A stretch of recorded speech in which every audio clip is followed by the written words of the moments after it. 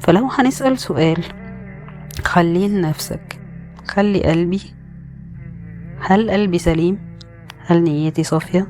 هل ربنا تقبل مني؟ وسيب سؤال، مين أحسن؟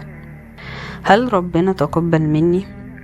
للي أعلم بالقلوب وعالم الغيوب، لأنه هو وحده علام الغيوب والمطلع على البشر وعلى نياتهم وعلى الخير اللي جوه كل واحد، سواء خير أو شر، لأن محدش عنده شر محض ولا حد عنده خير محض، كلنا جوانا الاتنين. قال تعالى: بسم الله الرحمن الرحيم: فألهمها فجورها وتقواها. يعني ارحم نفسك وارحم غيرك وخليك رحيم وجابر للخواطر.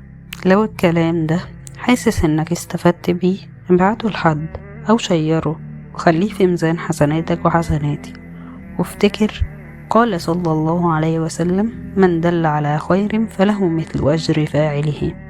وادعي لنفسك وادعي لي معاك، واشترك في القناة عشان يوصلك كل جديد، واعمل لايك وشير.